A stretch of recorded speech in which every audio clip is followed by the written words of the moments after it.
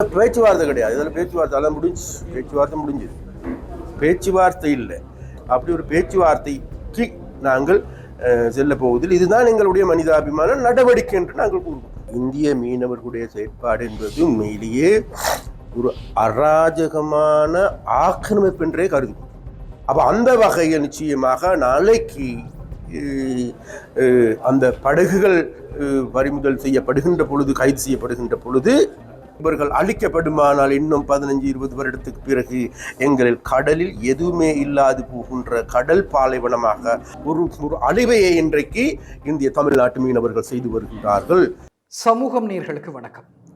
இன்றைய தினம் பருத்தித்துறை முனை கடற்றொழிலாளர்கள் கூட்டுறவு சங்கத்திற்கு உட்பட்ட மீனவர்கள் யாழ் மாவட்ட செயலர், ஆளுநர் மற்றும் கடற்றொழில் அமைச்சர் ராமலிங்கம் சந்திரசேகர் ஆகியோரை சந்தித்து தாங்கள் எதிர்நோக்குகின்ற முக்கிய பிரச்சனைகள் தொடர்பாக மகஜர்களை கையளித்து கலந்துரையாடி இருக்கின்றார்கள். இதிலே குறிப்பாக பருத்தித்துறை முனையிலே இருக்கக்கூடிய வாடிகளை அகற்றுவது தொடர்பாக வந்த உத்தரவு குறித்தும் அவர்கள் அமைச்சரினுடைய கவனத்திற்கு கொண்டு வந்திருக்கின்றார்கள். பருத்தித்துறை முனை கடற்றொழிலாளர்களின் மீன்பிடி வாடிகளை அகற்றுமாறும், தவறும் பட்சத்தில் 2 வாரங்களின் பின் சட்ட நடவடிக்கை எடுக்கப்படும் எனவும் கரையோர பாதுகாப்பு திணைக்களம் அறிவித்திருக்கின்றது. இலங்கை பூராகவும் கடற்கரையோரங்களில் மீனவர்களின் மீன்பிடி வாடிகள் அமைக்கப்பட்டிருக்கின்றன. இதன் மூலமே மீனவர்கள் தமது வாழ்வாதாரத்தை முன்னெடுத்து வருகின்றார்கள். இது இவ்வாறு இருக்க பருத்தித்துறை முனை கடற்றொழிலாளர்களின் கரையோர வாடிகளை மாத்திரம் அகற்றுமாறு கரையோர பாதுகாப்பு திணைக்களம் அறிவுறுத்தியிருப்பது ஏன் என்கின்ற ஒரு கேள்வியை அவர்கள் எழுப்பியிருக்கின்றார்கள். இதனால் எமது வாழ்வாதாரம் முற்றிலும் பாதிப்படையும் எனவும் குறித்த கடற்றொழிலாளர்கள் கடற்றொழில் அமைச்சரிடமும் மாவட்ட அரசு அதிபரிடமும் முறையிட்டிருக்கின்றார்கள். இதனை உடன் நிறுத்துமாறு கடற்றொழில் அமைச்சர் ராமலிங்கம் சந்திரசேகர் குறித்த திணைக்கள அதிகாரிக்கு தெரியப்படுத்தி இருப்பதோடு அடுத்து வரும் அமைச்சரவை கூட்டத்தின் போது இதற்கான தீர்மானம் எடுக்கப்படும் எனவும் தெரிவித்திருக்கிறார். இதேவேளை இன்றைய தினம் யாழ் மாவட்ட கடற்றொழிலாளர் கூட்டுறவு சங்கங்களின் சமாசம் யாழ்ப்பாணத்தில் அமைந்துள்ள அவர்களது அலுவலகத்தில் ஒரு விசேட ஊடக சந்திப்பு ஒன்றையும் ஒழுங்குபடுத்தியிருந்தது. நான் மயிலடி கடற்றொழிலாளர் கூட்டுறவு சங்க தலைவர் குணரத்னம் குணராயன். இன்றைக்கு நான் இந்த மீடியாவுக்கு சொல்ல விரும்புவது என்னென்றால், இன்றைக்கு எங்களுடைய கடற்கரை வடம் யாழ் மாவட்ட கடல் தொழிலாளர்கள் மத்தியில் நானும் ஒரு மீனவர் சமுதாயத்தை சேர்ந்தவன். நானும் கடலுக்கு போய்கொண்டிருக்கிறவன். என்னென்று சொன்னால், எங்களுடைய முதல் உள்ளூர் எங்களுக்கு முதல் என்ன பிரச்சனை என்றால், உடனடியாக இந்த சுருக்கு வேலையை உடனடியாக நிப்பாட்டி உடனடியாக எங்களுக்கு சுருக்கு வேலை, கனவாக்குலை, மற்றது டைமேட் வச்சு மீன் அடிக்கிறது, இது 3 உடனடியாக எங்களுக்கு தடுத்து நிறுத்தணும். என்னென்று கேட்டால், இதால் எங்களுடைய மீனவர் சமுதாயம் சரியான பாதிக்க. இன்றைக்கு அண்மை காலத்தில் இந்த சுருக்குவல் எளிதில் அடிப்பதனால் இன்றைக்கு எங்களுடைய தொழிலாளிகள் மீனுக்கு போய் மீன்கள் இல்லாத கட்டத்தில் திரும்பி வந்து கொண்டிருக்கிற. ஏனென்றா மீன் இனம் அழிஞ்சு போயிட்டுது. இனி இந்த ஒரு ஜனாதிபதி வந்தபடியாக நாங்கள் வாழலாம் என்று தான் எதிர்பார்த்தோம். ஆனால் இப்போ எங்களுடைய சமுதாயம் அவ்வளவு வாழையில்லாத கட்டத்துக்கு போய்கொண்டிருக்கேன்னா எங்களுடைய கடலில் உள்ள மீன் இனம் எல்லாம் அழிஞ்சுவிட்டுது. இவர் என்றாலும் இப்போ இருக்கிற ஜனாதிபதி என்றாலும் இந்த கடத்தொழில் அமைச்சருக்கு சொல்லி உடனடியாக இந்த உள்ளூரில் தடை செய்யப்பட்ட கனவாக்குலை, டைமேட் மற்றது இந்த சுருக்குவலை உடனடியாக எங்களுக்கு தடுத்து நிறுத்தி தரணும். அதன் பட்சம் மற்றது நாங்கள் எங்களுடைய மயிலட்டி காவருக்கு இந்த கடத்தொழில் அமைச்சரை கேட்டு நாங்கள் 2-3 தடவை ஒருக்கா வந்து சந்திக்க சொல்லி, அவர் இன்றைக்கு எங்களுடைய துறைமுகத்துக்கு வர்றார். இல்லை உள்ள இந்தியன் இந்தியாவில் பிடிக்கப்படுற இழுவ மடி ட்ரோலரை கொண்டு வந்து எங்களோட காவருக்குள்ளே கட்டுறதால எங்களோட மீனவர் சமுதாயம் சரியான நெருக்கடிக்கு மத்தியில் வாழ்ந்து கொண்டிருக்கிறார்கள். எங்களுடைய சிறிய படகுகள் போயிடாமல் கிடக்கு, அதுகள் நெரிச்சு உடைஞ்சு எங்களுடைய மக்கள் எங்களுக்கு மேலும் மேலும் முறைப்பாடு விட்டுருக்கிறார். ஆனால் நாங்கள் அந்த சந்தர்ப்பத்தில் கடத்தொழில் அமைச்சருக்கு வேண்டுகோள் விட்டோம், எங்களுடைய காவரை வந்து பாருங்கள், எங்களுடைய மக்கள் போடுற துன்பத்தை பாருங்கள் என்று சொன்னால் எங்களுடைய கடத்தொழில் அமைச்சர் எங்களை திரும்பியும் பார்க்குறாரு இல்லை, வாராரும் இல்லை.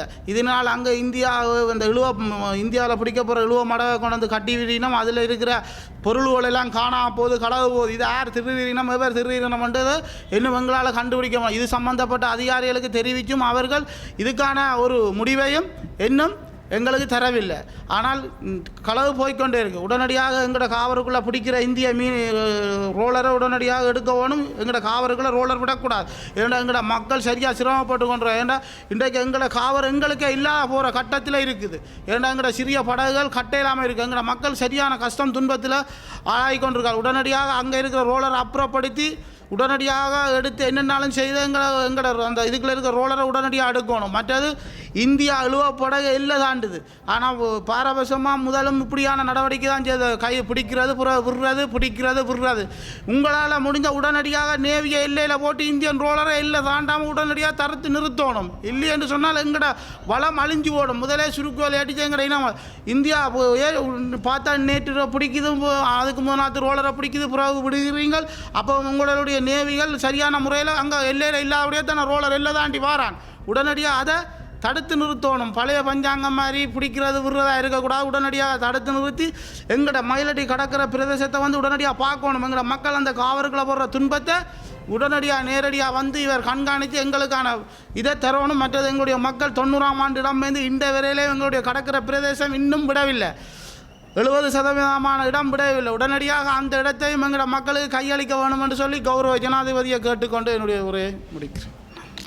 வணக்கம். யாழ் மாவட்ட கடத்தொழிலாளர் கூட்டுறவு சங்கங்களின் சமேளன பிரதிநிதியான மகேசன். 2021ஆம் ஆண்டு சீன அரசாங்கத்தால் வடபகுதி மீனவர்களுக்கான உதவி திட்டத்தின் அடிப்படையில் ஒரு தொகுதி உலருணவுப் பொருட்களும் தொடர்ச்சியாக விலைகளும் வழங்கப்பட்டது. அதன் அடிப்படையில் தொடர்ந்தும் இலங்கை பூராகவும் எரிபொருளான மண்ணெண்ணெய் இலவசமாக வழங்கப்பட்டது. இந்த வருட முற்பகுதியில் ஒரு தொகுதி அரிசி வழங்கப்பட்டது. தற்போது விலைகள் வழங்கப்பட்டு கொண்டிருக்கின்றன. இந்த பொருட்களுக்கு ஆரம்பத்தில் அனுசரணையாக இந்த மக்களுக்கு உதவியாக இருந்த முன்னாள் கடத்தொழில் அமைச்சர் டாக்டர் சிவானந்த ஐயாவுக்கு நன்றி சொல்வதோடு தற்போது இந்த பொருட்களை விநியோகம் செய்வதற்கு தற்போதைய கடத்தொழில் அமைச்சர் திரு சந்திரசேகரம் ஐயா அவர்கள் உறுதுணையாக நின்று அதிகாரிகள் கூடான பணிப்பின் பேரில் இந்த விலைகள் வழங்கப்படுகின்றன. ஆகையினால் புதிய அமைச்சருக்கும் எங்கள் கடத்தொழில் சார்ந்த மக்கள் சார்பாக நன்றியை கூறிக்கொள்வதோடு தற்போதைய அமைச்சர் 2017ஆம் ஆண்டு இழுவமடி தடை சட்டம் பாராளுமன்றத்தில் நிறைவேற்றுவதற்கு ஒழுங்கு செய்யப்பட்ட நேரம் எங்களோடு உறுதுணையாக பாராளுமன்றத்தில் இருந்து அந்த சட்டத்தை நிறைவேற்றி வைத்தார். அதன் தொடர்ச்சியாக யாழ்ப்பாணத்தில் இழுவமடி தடை சட்டத்துக்கு ஆதரவாக போராட்டங்கள் நடந்த வேளையில் பல போராட்டங்களிலும் புதிய அமைச்சர் அந்த கட்சியின் உறுப்பினராக எங்களோடு நின்று செயல்பட்டு இந்த வருடம் முற்பகுதியில் உண்ணாவிரத போராட்டம் எங்கள் சம்மேளனத்தால் நடத்தப்பட்ட போது ஒரு நாள் முழுவதும் எங்களோடு நின்று அனுசரணையாக நின்று செயல்பட்டவர். ஆகையினால் அவர் எங்களுடைய விடயங்களை நன்கு அறிந்தவர் என்ற வகையில் நிச்சயம் இந்த இழுவமடிக்கு எதிரான சட்டங்களை நிறைவேற்றி இந்த இந்திய இழுவமடியை தடுத்து நிறுத்தி எங்களுடைய மக்களுக்கு ஒரு அனுசரணையான செயல்பாட்டை செய்வார் என கூறி விடைபெறுகிறேன். இதன் தொடர்ச்சியாக இலங்கை இந்திய மீனவர்களிடையே இனி பேச்சுவார்த்தை இல்லை என்று கருத்து தெரிவித்திருக்கின்றார் கடற்றொழில் அமைச்சர் ராமலிங்கம் சந்திரசேகர் அவர்கள். இலங்கை இந்திய மீனவர்களுக்கு இடையே இனிமேல் எவ்விதமான பேச்சுவார்த்தைகளும் இருக்காது. யாழ்ப்பாணத்தில் நடைபெற்ற கலந்துரையாடல் ஒன்றின் பின்னர் ஊடகவியலாளர் ஒருவர் ஜனாதிபதி அனுரகுமார திசாநாயக்க அவர்கள் இந்தியாவுக்கு விஜயத்தினை மேற்கொண்ட போது இலங்கை இந்திய மீனவர்களிடையே ஒரு மனிதாபிமான தீர்மானம் எட்டப்பட வேண்டும் என்று கூறப்பட்டது. அந்த தீர்மானத்துக்கான கலந்துரையாடல் எப்போது எங்கிருந்து ஆரம்பிக்கப்படும் என்று கேள்வி எழுப்பப்பட்ட வேளை அதற்கு பதிலளித்த ராமலிங்கம் சந்திரசேகர் பின்வருமாறு தெரிவித்திருக்கின்றார். பேச்சுவார்த்தை கிடையாது. இதில் பேச்சுவார்த்தை முடிஞ்சுது. பேச்சுவார்த்தை இல்லை. யாரோட இனி பேச்சுவார்த்தை இல்லை. அதாவது பேச்சுவார்த்தை நடத்தி கொண்டு இருக்கின்றார்கள். இப்பொழுது மீன்பிடி அமைச்சில் இருக்கின்ற அதிகாரிகளும் இந்தியாவில் இருக்கின்ற அதிகாரிகளுக்கும் இடையிலான பேச்சுவார்த்தைகள் இடம்பெறுகின்றன. அந்த பேச்சுவார்த்தைகள் தொடரும். அது டெக்னிக்கல் ரீதியான பிரச்சனைகள், தொழில்நுட்ப ரீதியான பிரச்சனைகள், பல்வேறு விதமான பிரச்சனைகள். ஆனால் வேறு விதமான மனிதாபிமான உதவிகளை நாடுவதோ கொடுப்பதோ வாங்குவது தொடர்பான அப்படி ஒரு பேச்சுவார்த்தைக்கு நாங்கள் செல்ல போவதில் இதுதான் எங்களுடைய மனிதாபிமான நடவடிக்கை என்று நாங்கள் கூறுவோம். குமாரசாமியாக எங்களுடைய ஜனாதிபதி சென்று இந்த மீனவர்களுடைய பிரச்சனைக்கு ஒரு புறத்தில் நாங்கள் மிக தெளிவாக சொல்லுகின்றோம், இந்த இந்திய மீனவர்களுடைய செயற்பாடு என்பது உண்மையிலேயே ஒரு அராஜகமான ஆக்கிரமிப்பு என்றே கருதுகிறோம். நான் சொல்லவில்லை, எங்களுக்கு பேசாலையில் இருக்கின்ற மீனவர்கள் சந்திக்கின்ற பொழுது, வல்வெட்டித்துறையில் இருக்கின்ற மீனவர்களை சந்திக்கின்ற பொழுது, ஏனைய பிரதேசங்களில் இருக்கின்ற மீனவர்களை சந்திக்கின்ற போது மீனவர்கள் சொல்லுகின்றார்கள், ஐயா எங்களுக்கு இந்திய மீனவர்கள் வருகையை தடுத்து நிறுத்துங்கள் அல்லது நாங்கள் குடும்பமே தற்கொலை செய்து கொள்ள போகின்றோம். நான் இதே வார்த்தையை இந்திய தூதுவருக்கும் கூட நான் சொன்னேன். அது மாத்திரமல்ல, இந்த இழுவை படகுகள் என்பது இந்தியாவிலும் தடை செய்யப்பட்டது. இந்தியாவிலும் தடை செய்யப்பட்டதன் காரணமாக இந்தியாவில் இருக்கின்ற மீனவர்கள் கூட இதற்கு வன்மையான எதிர்ப்பை தெரிவித்திருக்கிறார். அது மாத்திரமல்ல, இந்தியாவில் இருக்கின்ற பிரபலியமான ஊடகவியலாளர்கள் கூட இதற்கு எதிர்ப்பு தெரிவித்திருக்கிறார். ஏனென்றால் இந்த பாட்டம் ட்ராலிங் என்பது முழு கடலையை அரித்து கொண்டு செல்லுகின்றோம். அந்த செயற்பாடு என்பது தடுத்து நிறுத்தப்பட வேண்டிய ஒன்று. ஆனால் அந்த பாட்டம் ட்ராலிங்கில் இழுவை படகுகள் வருகின்றவர்கள் மீன் பிடிக்க வருகின்றது அங்கு இருக்கின்ற கூலி தொழிலாளர்களாகும். அந்த படகு உரிமையாளர்கள் எடுத்து பார்க்கின்ற போது அங்கு இருக்கின்ற ஒன்று அரசியல்வாதிகள் அல்லது பெரும் முதலைகளாகும். அந்த வகையில் நிச்சயமாக நாளைக்கு அந்த படகுகள் வரிமுதல் செய்யப்படுகின்ற பொழுது, கைது செய்யப்படுகின்ற பொழுது, மனிதாபிமான அடிப்படையில் அதில் இருக்கின்ற கூலி தொழிலாளர்கள் விடுவிக்கப்படுகிறார்கள் என்பதுதான் மனிதாபிமான நடவடிக்கையை தவிர, அல்லது இந்தியா இங்கே எதையும் செஞ்சு கொண்டு போனாலும் சரி, அவர்கள் எங்களோட கடலை நாசமாக்கினாலும் சரி, இப்போ எங்களுக்கெல்லாம் இந்த இறால் பிடிக்கின்ற காலம் இது. இறால் பிடிக்கின்ற காலத்தில் உண்மையிலேயே எங்களுடைய கடலை அரித்து கொண்டு போகின்ற செயற்பாடுகளை இந்திய மீனவர்கள் செய்கின்றார்கள், தமிழ்நாட்டு மீனவர்கள்.